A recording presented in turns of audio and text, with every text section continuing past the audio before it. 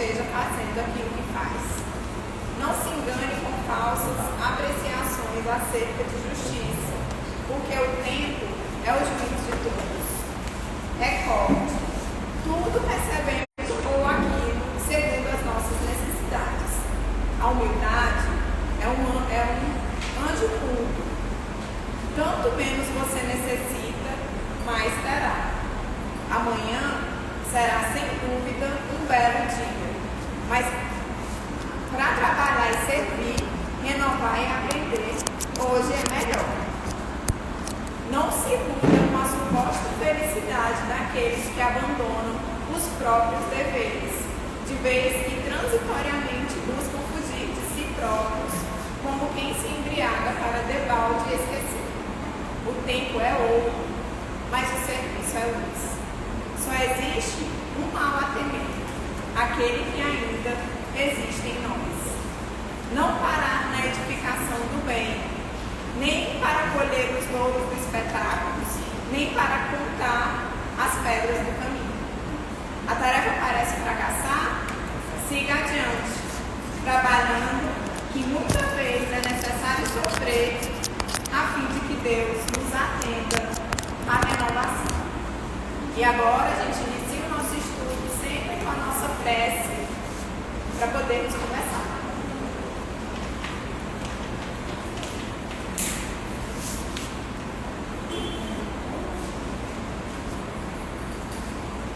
Vamos elevar o nosso pensamento então ao alto,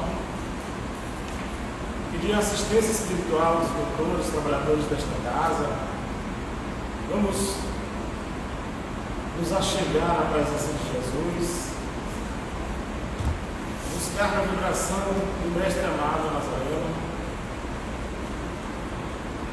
a intuição para o nosso fazer, para o nosso pensar e para o nosso viver.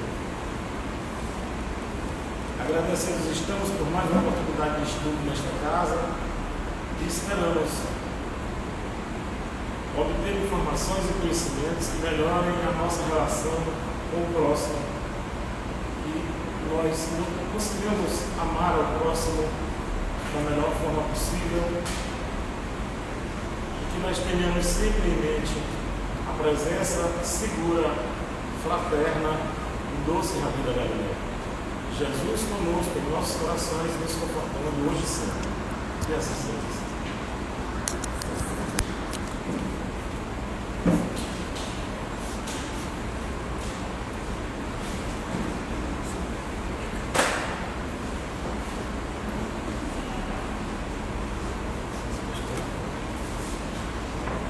Minhas amigas, meus amigos, nosso cordial boa noite. Começamos mais um estudo do Livro dos Espíritos para retomar da questão 156 do Livro dos Espíritos. Nessa questão, Kardec indaga o seguinte: a separação definitiva da alma e do corpo pode ocorrer antes da cessação completa da vida orgânica?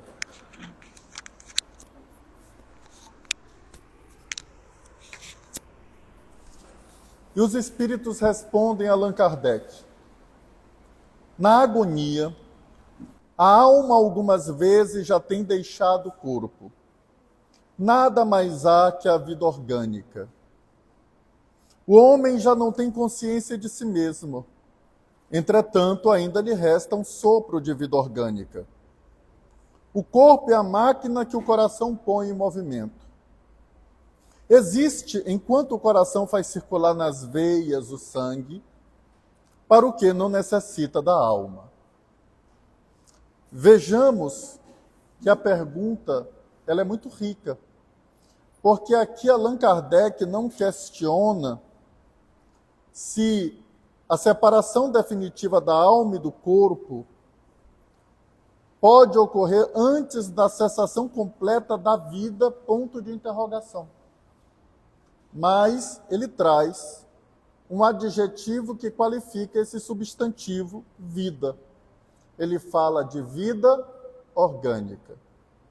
ele faz menção ao vitalismo, que nós estudamos em O Livro dos Espíritos, mas também nas ciências, a exemplo da biologia.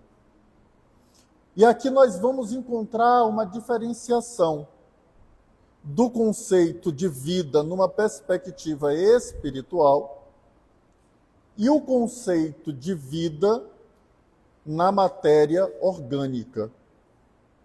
Em relação à vida espiritual, nós já vimos que a vida para o espírito é inescapável. O espírito não pode escapar da vida. Como Rubens Romanelli, na obra O Primado do Espírito, bem pontua ao tratar sobre o suicídio, a vida, ela é completamente inescapável. Aquele que tenta fugir dela se vê completamente frustrado, porque ao desencarnar, se reconhece vivo.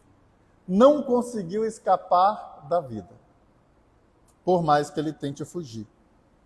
Chico dizia que essa é a maior frustração do suicida.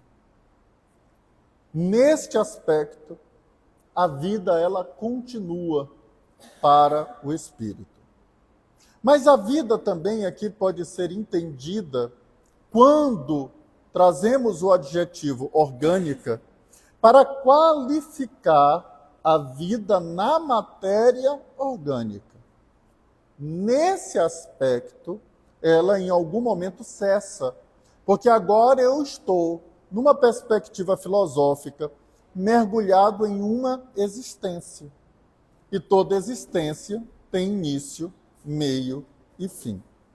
Então, uma existência física, ela começa com a concepção e ela termina com a morte.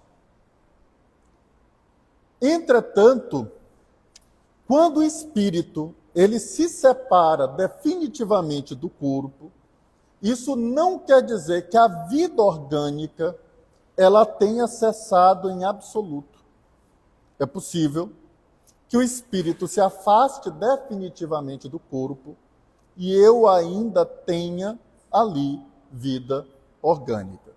É esse vitalismo presente em determinados órgãos do corpo que me permite transplante de órgãos. Ali ainda há vitalismo, ainda que o espírito já tenha se desligado definitivamente daquele corpo. Quando nós observamos os estudos de Luigi Galvani, notável pensador italiano, quando ele começa a observar com mais vagar as rãs que logo após a morte movimentavam o corpo, já sem a vida, sem a presença de um princípio inteligente que pudesse ali garantir a existência de um espírito presente naquele corpo, ali ele demonstrava que o fluido vital pode estar presente no corpo, ainda que o espírito esteja ali desligado. Quando nós observamos a mudança paradigmática, especialmente no século XX, a respeito do conceito de morte, principalmente com a inserção da perspectiva de uma morte encefálica, nós começamos a observar que a morte é diagnosticada pelo médico, aqui a morte encefálica, mas em razão de aparelhos, vários órgãos continuam com o vitalíssimo.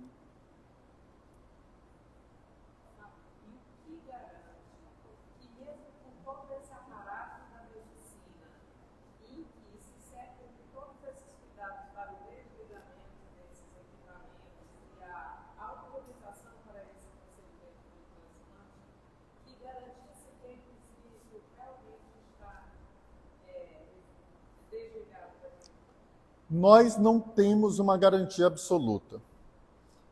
Os artigos que eu já pude ler a respeito da temática, na tanatologia especialmente, alguns estudiosos falam que seria precipitado falar em diagnóstico de morte e que era mais fácil falar em prognóstico de morte, exatamente porque este momento exato é muito difícil você definir no minuto, no segundo, no microsegundo em que o espírito de fato deixou aquele corpo.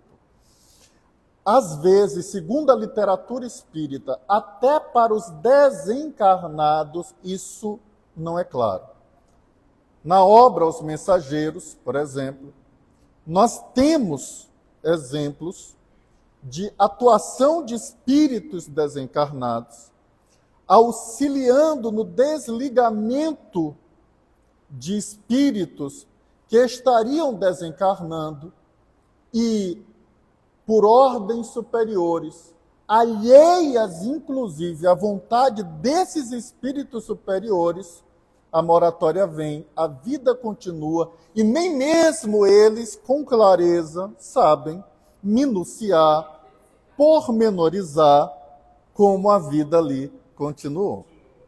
Portanto, para nós que estamos do lado daqui, há médicos que escrevem artigos dizendo que não há que se falar claramente em diagnóstico, mas em prognóstico, tanto que há uma possibilidade, inclusive, de erros. Eu tive um caso interessante esse ano, aqui em Imperatriz, de uma família que havia procurado a Defensoria Pública, eu estava de plantão, e o parente que estava na UTI precisava de uma cirurgia de urgência. E nós, então, acionamos o cirurgião plantonista.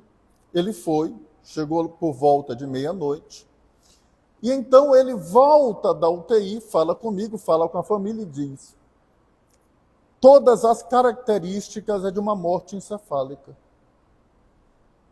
E eu olhei para ele e disse: como?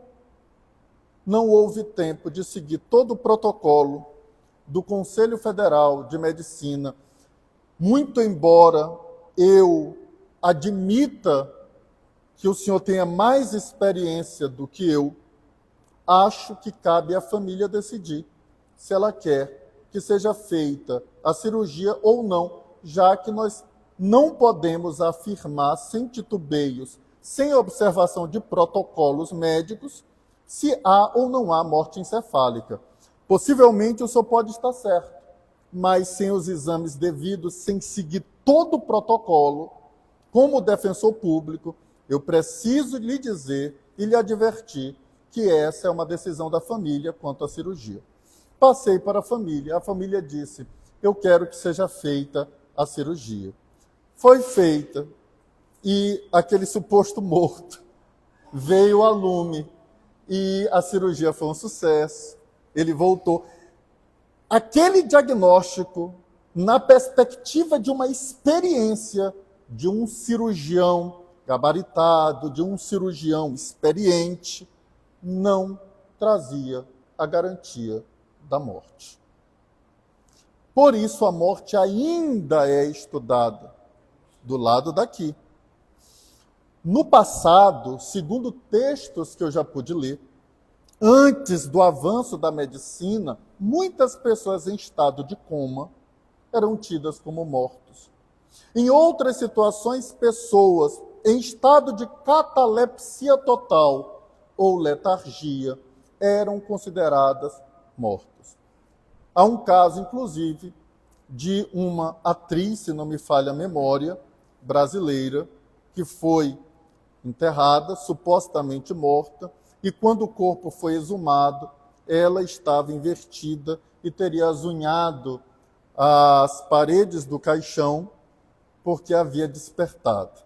Então, há ainda avanços, possivelmente, que serão realizados dentro das ciências aplicadas para a melhor identificação desse momento e como, repito, às vezes até para os espíritos desencarnados, não há certeza absoluta desse momento, e estes espíritos têm uma visão mais larga do que a maioria de nós.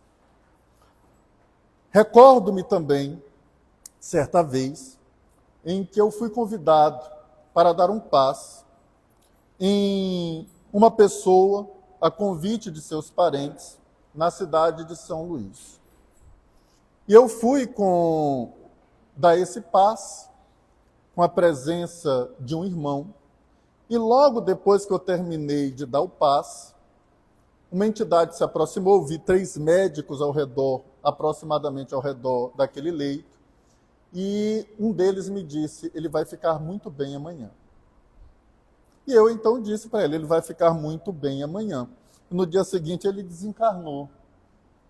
Obviamente a família ficou um tanto quanto revoltada, mas eu acho que ele estava realmente bem melhor, desencarnado. É muito complexo e muito difícil precisar este momento da morte. Isso não quer dizer que não haja casos de precisão. Nós temos espíritos elevados que estiveram entre nós encarnados, especialmente na Índia, e alguns chegaram a precisar, com muita propriedade, o dia e a hora de suas desencarnações, e com anos de antecedência. Desencarnarei no dia tal, na hora tal, e naquele momento a desencarnação acontecia. Isso porque o planejamento reencarnatório, ele não é rígido, ele é flexível. E essa flexibilidade perpassa por nosso livre-arbítrio. Porque quando nós cometemos suicídio, antecipamos uma desencarnação, quando um planejamento previa para um determinado período, nós o antecipamos. Seja em um suicídio direto, seja em um suicídio indireto, por uma má vida, por uma vida dissoluta, onde o corpo era mal baratado, o corpo era castigado por uma série de vícios, por uma série de comportamentos malsãos. E também não podemos afastar o contrário, de se ter um planejamento e ainda assim ter uma moratória, por uma mudança desse planejamento, e um alongamento, um prolongamento da existência física. E isso pode se dar com antecedência, como pode se dar no momento da desencarnação.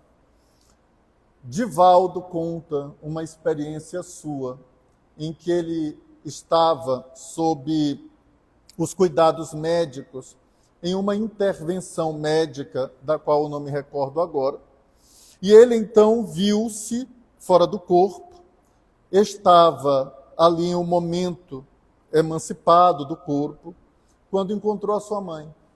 E a sua mãe disse que havia um conclave no mundo espiritual e eles estavam decidindo se ele permanecia ou se ele desencarnava. Ele olhou para a mãe, o que é que a senhora está fazendo aqui que não está intercedendo por mim lá nessa reunião? Vá para lá, eu fico aqui esperando a notícia boa. Então, nós não temos a clareza desse momento, a certeza absoluta desse momento. O fato é que eu posso ter um corpo com vitalismo, principalmente com a tecnologia atual, onde o corpo tem um vitalismo mantido por aparelhos e, obviamente, por um determinado tempo, sem que haja qualquer espírito ligado àquele corpo. Caso se desligue o aparelho, a vida ali, orgânica, vai se esvaindo paulatinamente. Alguns espíritos superiores, em narrativas da literatura espírita, eram afastados do corpo antes mesmo dos flagelos destruidores de seus corpos, ora queimados, ora decapitados, ora consumidos por feras, para que não experienciassem aquele momento calamitoso. Assim como há espíritos que, muito embora haja cessação da vida orgânica, mantêm-se presos aos corpos por algum tempo, por meses, às vezes até mesmo por anos, em razão da afinidade que guardavam com a matéria. Não só com o corpo, mas como o modus vivendi, com a matéria, em seu aspecto filosófico mais amplo.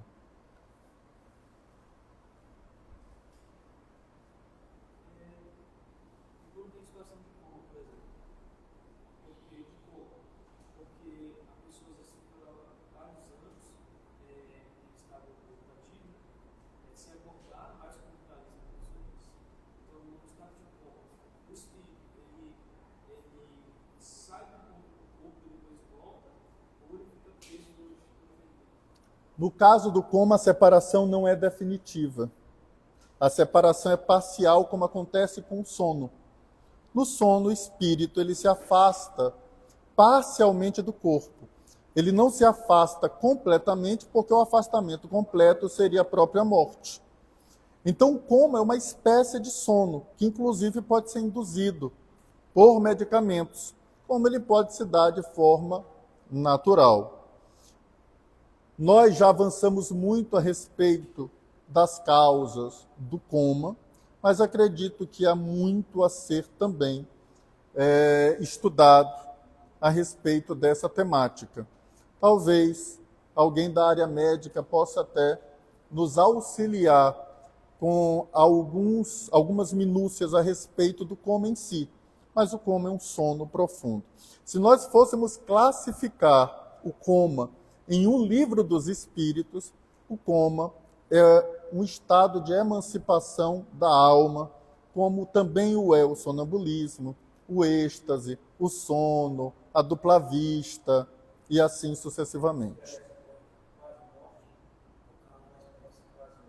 A experiência quase-morte ela é até mais profunda do que o próprio coma, porque a experiência quase-morte, os sinais vitais, eles já não são identificados pelos aparelhos. No coma, estão identificados esses sinais pelos aparelhos. Então, esse estado de quase-morte, para quem olha os aparelhos, a morte aconteceu. O que leva algumas expressões médicas, como ressurreição, a serem utilizadas. Vou pegar um desfibrilador e ressuscitá-lo, porque ele veio a falecer.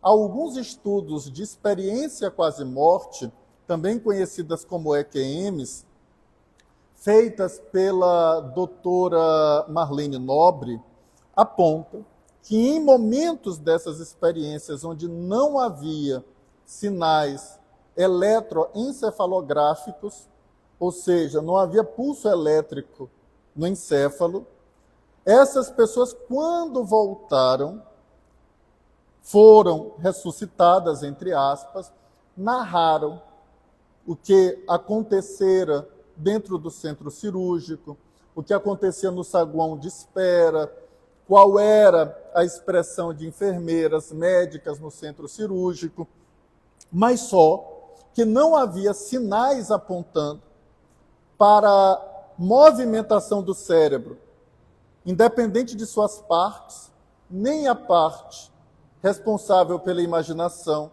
nem a parte responsável pela memória. Ou seja, a priori aquilo ali não seria algo que ele pudesse imaginar ou algo que ele pudesse lembrar, porque não havia sinais eletroencefalográficos. E ainda assim ele volta e narra com clareza os acontecimentos, o que é uma evidência da imortalidade da alma. Na verdade, há uma evidência de que a lembrança é de um ser extracorpóreo.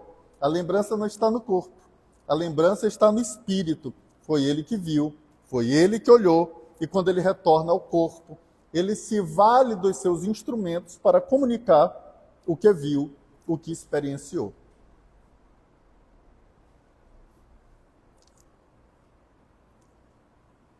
Vamos lá. Questão 157 de O Livro dos Espíritos. no momento da morte, a alma sente, alguma vez, qualquer aspiração ou êxtase que lhe faça entrever o mundo onde vai de novo entrar? Resposta: muitas vezes, a alma sente que se desfazem os laços que a prendem ao corpo. Empregue, então, todos os esforços para desfazê-los inteiramente. Já em parte desprendida da matéria, vê o futuro desdobrar-se diante de si e goza, por antecipação, do estado de espírito. E aqui a pergunta ela é rica e a resposta é igualmente.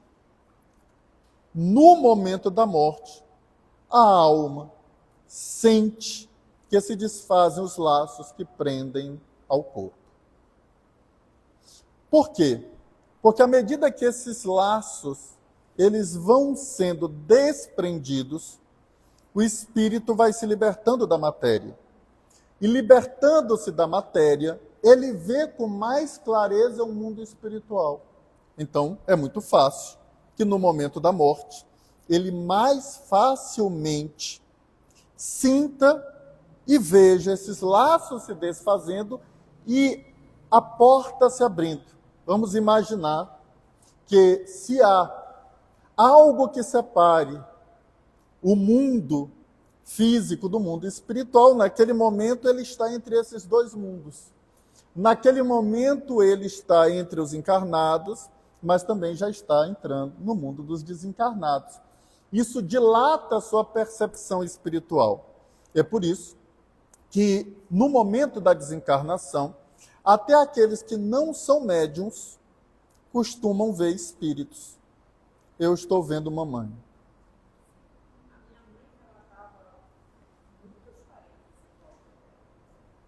Estão dos dois lados. Eu estou mais livre do corpo físico. Se eu estou mais livre do corpo físico, a minha percepção do mundo espiritual se amplia. Então eu estou percebendo do que está acontecendo. Eu sei que é o momento da desencarnação. Isso não quer dizer que não se possa prever isso antes do momento da morte. A pergunta é, no momento da morte. Mas, Fábio, e antes do momento da morte? É possível prever? Há quem sinta que a morte se aproxime um dia antes, 2 dias, uma semana. Sinta que há uma necessidade de se despedir de alguns parentes, de reatar com um com o outro. Há 20 anos que eu não falo com o papai. Estou sentindo que eu preciso me desculpar com o papai. Aí se desculpa com o papai, desencarna uma semana depois. Não, vou pedir para passar o paletó. Se eu não levar esse espaço no paletó, eu vou precisar dele. E isso por quê? Porque fenômenos medianímicos vão acontecendo. O espírito que se aproxima da morte, muitas vezes ele, no estado de desdobramento, consegue ver os acontecimentos. Eu, por exemplo, do lado daqui, ou a maioria de nós, não consegue ver o prolapso da válvula mitral de alguém prestes a regurgitar de tal forma a gerar uma complicação irreversível do coração, mas quando ele está dormindo, ele tem um olhar, às vezes, ao lado do seu anjo de guarda. Vem cá, vamos ver seu coração, como é que está. Prepare-se. É depois de amanhã. Então, aí, quando ele volta do sono, ele já tem aquele pressentimento. Está perto. De gente. De fato, a notícia era verdadeira. Mas ela deixou dormir. Ficou recebendo os convivas, os convidados sozinha. Então, o espírito ele vai sentindo. Mas no momento da morte, muito comum, por isso a resposta dos espíritos começa com muitas vezes. Então é muito comum que a alma sinta esses laços se desfazendo. E, obviamente, se desfazendo esses laços, o espírito vai, pouco a pouco, se libertando do corpo.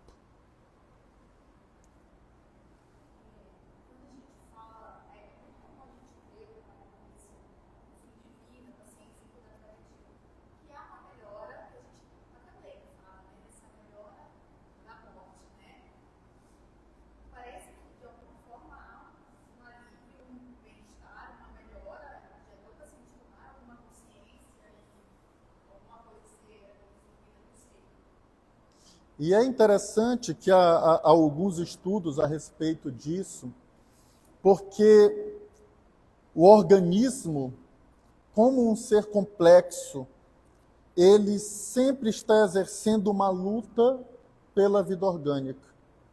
Então, alguns sinais da doença são hercúleos esforços da manutenção da vida orgânica. A febre, por exemplo. O indivíduo está com febre e o indivíduo não melhora. Aí, de repente, a febre passou. Ou seja, a luta começou a se fragilizar. Aparentemente, parece ser uma melhora. Mas a febre já é uma resposta do organismo contra um patógeno, por exemplo. Já é um esforço do corpo contra os micróbios que podem estar ali atuando, ou vírus que podem estar atuando negativamente. Há também situações em que, para além desses esforços, os espíritos utilizam no último momento os corpos para se comunicar, por exemplo, com seus entes queridos. Quando esse vitalismo assim permite, ou o que há de fim desse vitalismo, desses últimos elementos que garantam a movimentação de determinados órgãos para a comunicação. E ali eles falam as últimas coisas. A minha mãe desencarnou em uma unidade de terapia intensiva, completamente inconsciente, e não teve essa melhora da morte, o que é muito comum, não necessariamente uma regra, mas é muito comum. E nós ouvimos muito, nós que estamos em hospital, comumente, houve uma melhora, a família fica altamente esperançosa e depois vem a desencarnação. Exatamente. Outras situações não acontecem. A morte de Dimas, missionário da luz, ele estava muito grave, a espiritualidade era desligar e a família não deixava, pegava. Aí ele melhora, se desperta, todo mundo abraça, todo mundo beija, o médico diz: vai todo mundo para casa descansar, que ele melhorou. Agora que ele sai, é que Exatamente. Às vezes é aquela última energia do vitalismo sendo utilizada para aquela despedida para aqueles que ficam, que vão fazer essa viagem depois. Mas isso ainda é estudado muito pelos tanatologistas, pelos oncologistas, por diversos profissionais que trabalham com doenças que elas só agravam e que a morte será muitas vezes uma questão de tempo. Na verdade, a morte não é uma questão de si, é uma questão de quando ela vai acontecer. Não é se eu morrer, quando eu morrer. Não é se. Ela vai acontecer. Para todos nós. E que bom. Que bom. Como eu já disse, não seria muito bom ter uma nora de 35.748 anos ou um genro de 95... Não, um genro sim. Não.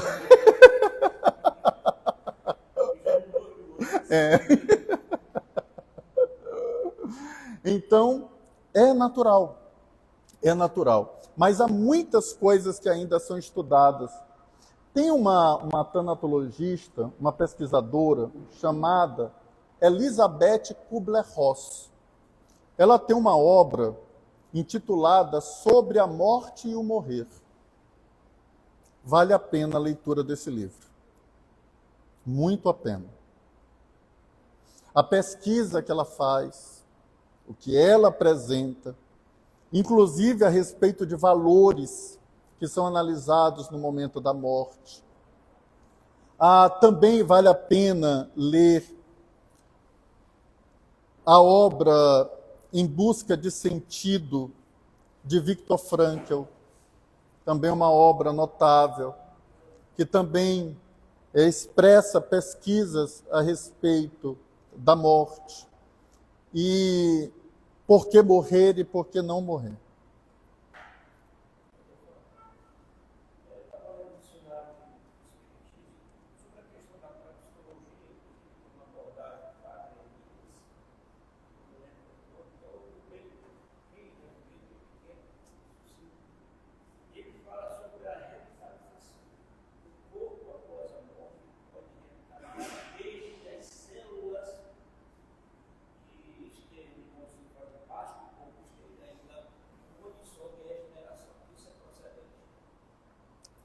Vamos lá.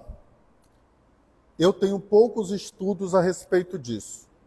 O que eu poderia dizer é que, desde os estudos de Galvani, desde o galvanismo, até os ideais a respeito do fluido vital dentro do ser, fazem com que a ausência desse fluido, a ausência desses pulsos elétricos, façam com que a vida pereça. Então, quando a gente pensa isso numa questão totalmente física, totalmente material de um fluido elétrico, é por isso que quando uma pessoa, por exemplo, ela está prestes ou está numa experiência quase morte, eu faço massagem cardíaca. Qual o objetivo disso?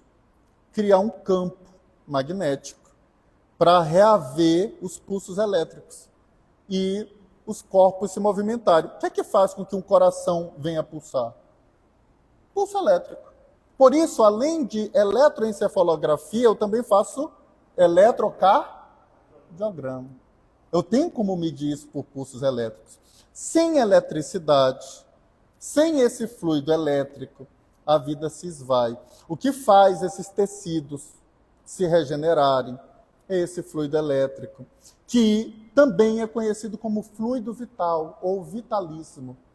Então, esses estudos de Galvani hoje nos fazem olhar a complexidade desse corpo e de como esse complexo elétrico faz com que a vida, pelo menos orgânica, ela se mantenha. Então, se houve a morte do corpo e não há mais fluido vital, não há mais fluido elétrico, a tendência é que aquelas organelas citoplasmáticas da célula, elas venham a definhar, o que facilita com que uma bactéria, para se alimentar, comece a absorver esse citoplasma, comece a absorver essas organelas, e aí a gente vai vendo que nós conhecemos como decomposição do corpo físico pela presença de determinadas bactérias. Então, após essa decomposição, elas estão vivas e elas estão se alimentando de uma matéria que agora não tem mais o fluido que lhes permite a vida. Fluido, como nós já havíamos conversado no passado, é uma expressão que era muito utilizada no século XIX para fazer menção de uma coisa que eu sei que ela existe, mas eu não sei o que é. Eu chamo de fluido vital. Eu não sei exatamente o que é. Hoje, nós chamamos de campo.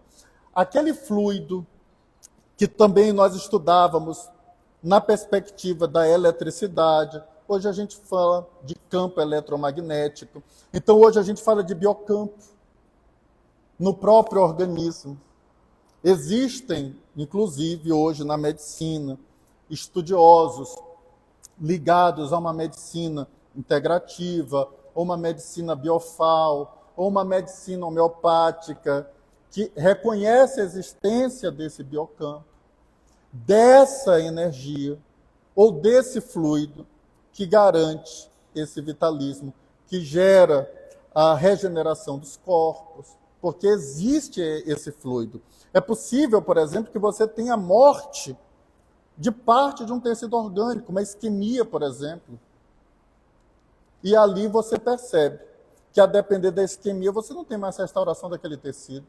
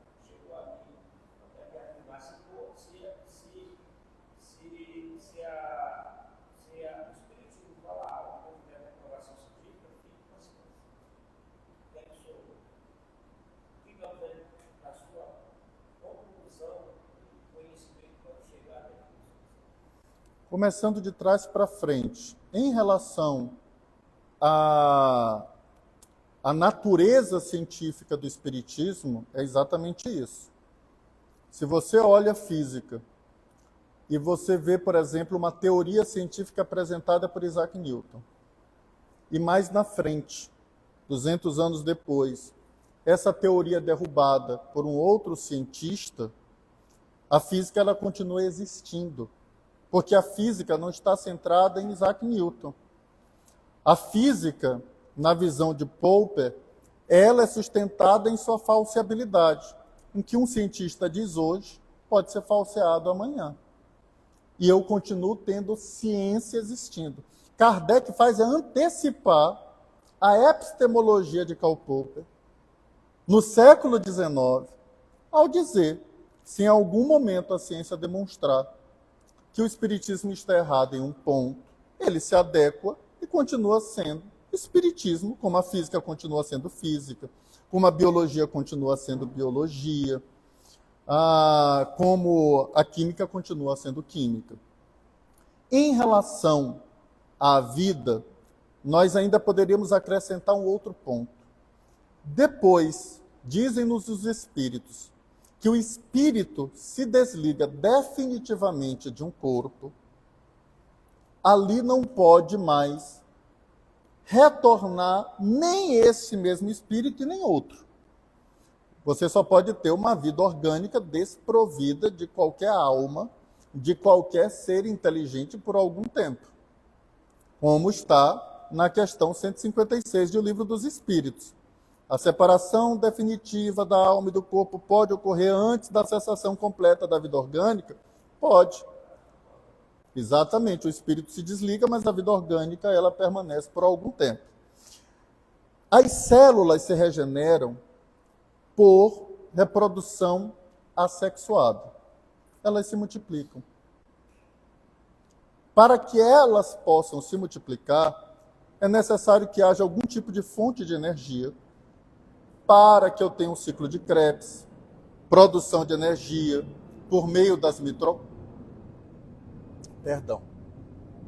Momentos de reflexão para o avião, para você que está nos acompanhando. O avião está passando. O avião passou. Eu preciso de energia, então eu preciso que as mitocôndrias estejam funcionando. Porque se não houver energia, como é que eu vou gerar uma meiose? Como é que eu vou gerar uma mitose numa divisão celular para que eu haja a regeneração de um tecido orgânico? Eu não vou ter.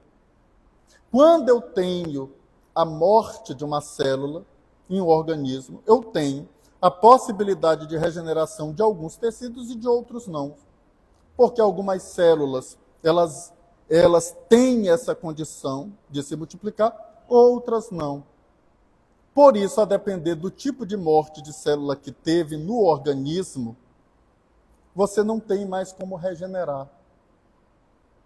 Imaginem, por exemplo, uma morte, onde uma cabeça é esmagada, onde eu tenho a estrutura neuronal fundamental para garantir a vida, a partir de um cérebro reptiliano, de um tronco cerebral.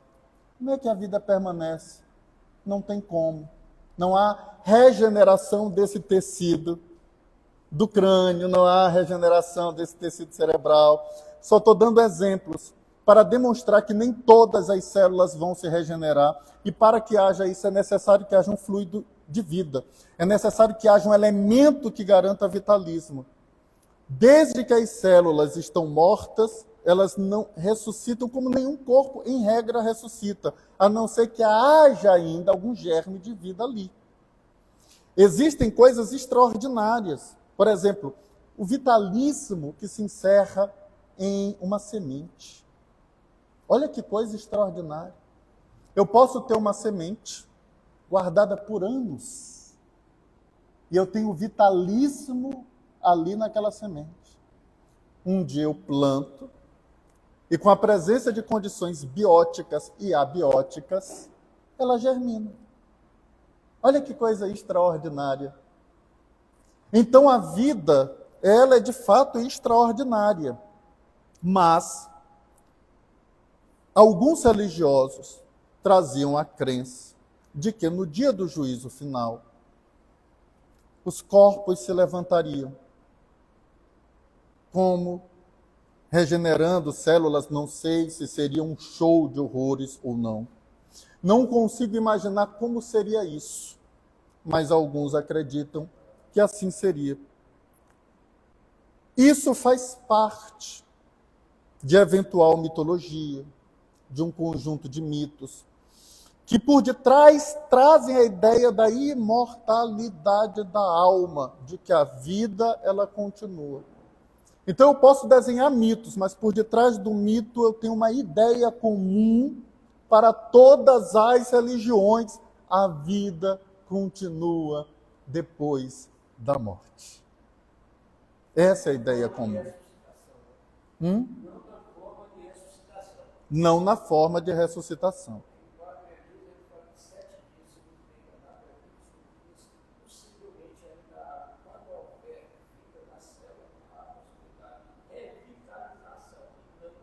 Sim. Mas se há vida, eu não preciso nem falar de revitalização, porque, como disseste, tem vida. Eu não revitalizo aquilo que tem vida, eu revitalizo aquilo que não tem. Então, se tem vida, eu não preciso colocar vida onde já tem vida. Então, na verdade, você só tem uma falsa morte. Aparentemente está morto. Lembra de Lázaro? Quando Jesus diz, este homem apenas dorme. Aparentemente está morto. Então, Jesus não revitalizou. Ele estava vivo.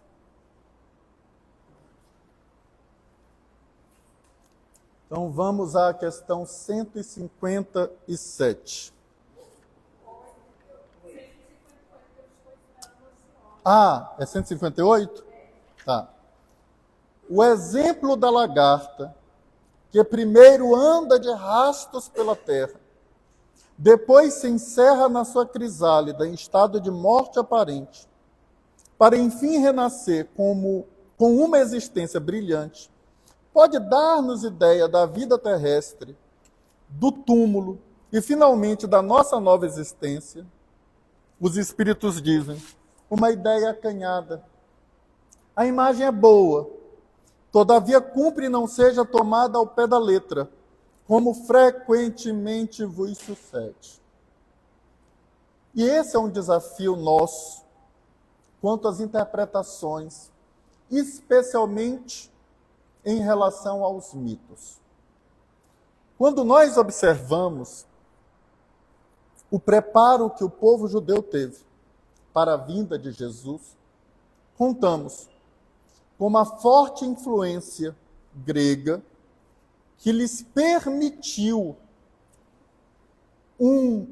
uma filosofia mais profunda que facilitasse a compreensão da mensagem de Jesus. Ismael, que representa o irmão enjeitado de Isaac, não tem a mesma experiência da interpretação filosófica mais ampla, muito própria do judaísmo. Mas, em regra, as religiões perpassam por interpretações literais. Alguns ortodoxos do judaísmo que lembram que aqueles que se debruçam sobre os estudos de São Jerônimo, quando trouxe alguns textos da Bíblia para a Vulgata, muitas interpretações passaram a ser literais. Essas interpretações que perpassam pelos pais da igreja, que perpassam pela visão dos pais da igreja no século III, tinham uma inclinação para interpretações literais de textos profundos de filosofia na época do pensamento de Jesus, ou 2 séculos depois, 3 séculos depois de Jesus. E até hoje nós temos essas interpretações. Há quem interprete o mito de Adão e Eva de forma literal. Há quem interprete o mito de Noé de forma literal. Há quem interprete um mito hindu de forma literal. É possível que um egípcio interprete um mito egípcio de forma literal. O indígena interprete um mito de sua tribo de forma literal. Então, o cuidado que nós precisamos ter com as interpretações literais, porque quando nós criamos uma analogia que nos facilita a compreensão, é necessário você separar o supérfluo, separar a fábula, separar no Coan a história de sua essência. A história de sua essência. Então, isso é muito comum na história das religiões. Muito comum na história das religiões. Imaginem, por exemplo, eu sendo médium, vendo um espírito volitando acima de mim. Qual é o meu raciocínio simples? O que é que voa? É pássaro. E pássaro voa por quê? Porque tem asa. Só pode ter asa, então o anjo tem asa. Que volitou. Então nós vamos construindo imagens e nós vamos interpretando literalmente as coisas e assim sucessivamente. Então os espíritos dizem para Kardec, a ideia é acanhada porque existem muitas circunstâncias que podem tornar isso complexo, não é tão simples, é acanhado. Mas a imagem é boa. É boa. Quando eu vejo a vida na crosta da terra, nós literalmente nos arrastamos aqui. A ideia é boa. Mas, para voarmos, antes é necessário passarmos pelo estado da crisálida. E a gente vai percebendo que não só durante o passamento, como algum tempo após o passamento, eu tenho um estado de perturbação, que vai ser estudado na questão 63, a partir da questão 63. Então, esse estado de perturbação pode representar do passamento adiante esse período da crisálida, até que eu consiga sair desse casulo e me ver como bela borboleta. Agora, com uma percepção mais clara do mundo espiritual, podendo voar para diversos lugares. A crisálida não voa. A crisálida não tem condições de ir para qualquer lugar e nem de descortinar a beleza do jardim. Mas a borboleta tem. Por isso a imagem é boa. Só não podemos tomá-la ao pé da letra. Porque daqui a pouco vai ter espírita dizendo que a borboleta no jardim é minha avó. Abre falar de animal, né? Do cachorro. A questão mitológica, muito prática, ela vem cada vez mais segura. Infelizmente, até pela ignorância ou alguma pretensão disso. E isso é deletério. O que acontece, inclusive, na questão judaica, os ortodoxos, nós também na reencarnação de Deus. O senhor salientou agora sobre o fator da influência grega platônica em relação ao cristianismo, porque inclusive Platão se preocupa isso, um pouco do cristianismo. Sobre até aquela ideia de que chega a ressaltar que os editores, os históricos, mas o que acontece é esse espaço, essa lacuna que precisa de resposta, e as pessoas às vezes não têm a sensatez, procurar entender os fatos, e às vezes julgam o que acreditam. Sim. E às vezes o que acredita é a interpretação da sua própria ignorância. Sim, sim. E a gente vai perceber como o judaísmo ele tem uma gama de possibilidades profundas de compreensão da primeira revelação, da segunda revelação e, às vezes, até da terceira revelação. Entretanto, há o reflexo no surgimento de religiões cristãs do judaísmo. Perpassou em grande parte do mundo, principalmente pela influência da Idade Média na interpretação literal. Então, quem estuda a história do cristianismo, eu não estou falando da história do judaísmo, a história do cristianismo, vai ver a era das interpretações literais, a época das interpretações alegóricas. Tem épocas e escolas hermenêuticas, escolas de interpretação na história do cristianismo, que vão passando por interpretações ora literais, ora alegóricas, para depois a gente buscar o sentido real das palavras e compreender que é necessário tirar o sentido da palavra, como Paulo havia proposto há milhares de anos atrás. A letra mata, o espírito vivifica. É necessário arrancar o espírito da letra. É necessário descobrir qual é o sentido daquela mensagem. Hoje, a psicologia, por exemplo, se debruça sobre boa parte da mitologia grega para extrair das histórias elementos profundos da psique humana. E isso é belíssimo. Por quê? Porque eu estou em um ambiente racional, retirando de histórias elementos profundos, mostrando que havia grande sabedoria naqueles que desenharam os mitos. Como dizem os espíritos Allan Kardec, em todas as épocas,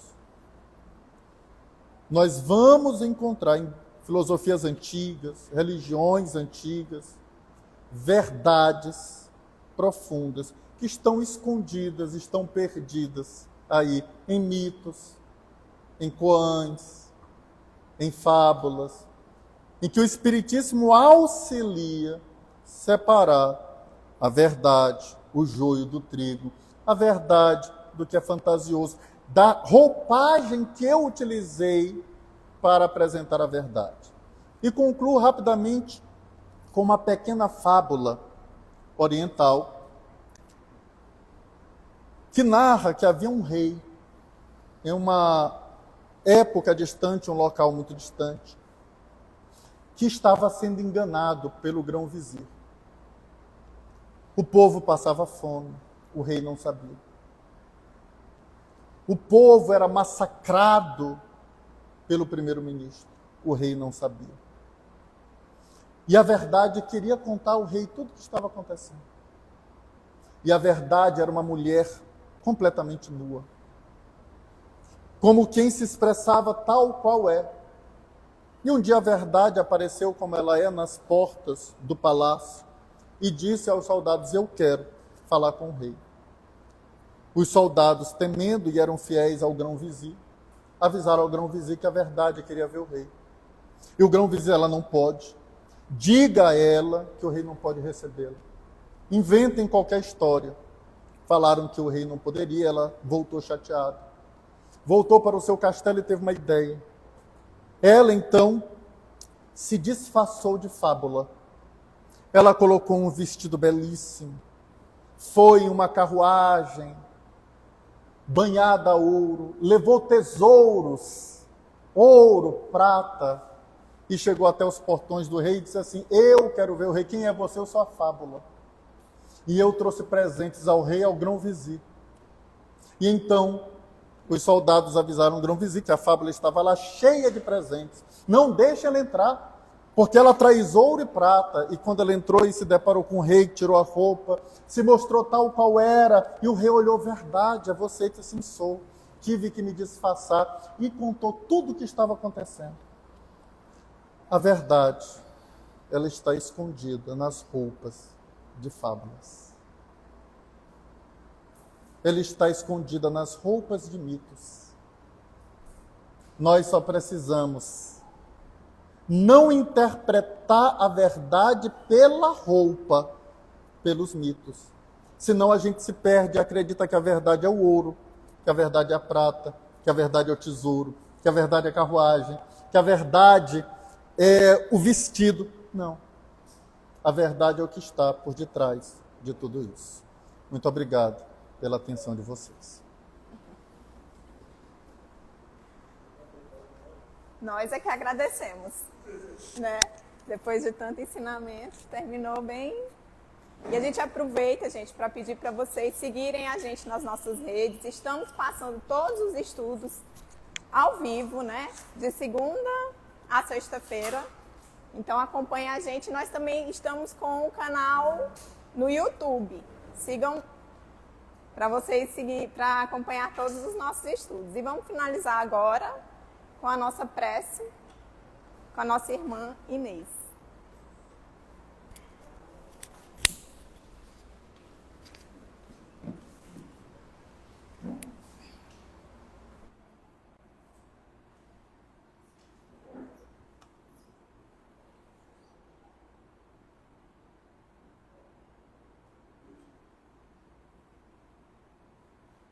Queridos amigos,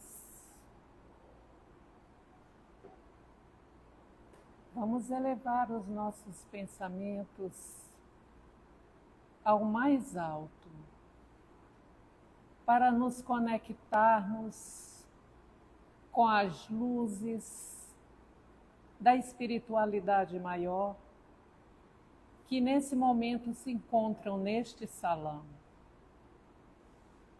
Que possamos perceber, sentir e vivenciar a bondade do Cristo e a generosidade dos nossos benfeitores espirituais. E nesse sentimento de gratidão, elevarmos os nossos pensamentos para além deste salão, para que esse jato de luz possa espalhar-se por essa casa imensa que se encontra acima deste salão. E que os nossos irmãos que ali se encontram possam receber o nosso amor, o nosso respeito e o nosso cuidado em forma de luz, que passará por cada um desses leitos, levando alívio, alegria, tal qual nossos corações se sentiram nesta noite, com as palavras do nosso palestrante. Que possamos transformar o nosso conhecimento desta noite em obras de caridade, em benefício dos nossos irmãos. Não precisamos buscar os mais distantes. Aqui, nesse espaço, se dispusermos a nossa boa vontade, o nosso amor e a nossa generosidade, poderemos levar a cada um dos irmãos necessitados a paz e a esperança de que tanto necessitam. Sejamos gratos, meus irmãos, por tudo que recebemos, porque, na verdade, é sempre fruto da misericórdia de acréscimo. E é sempre algo a mais do que aquilo que fazemos jus. Que este momento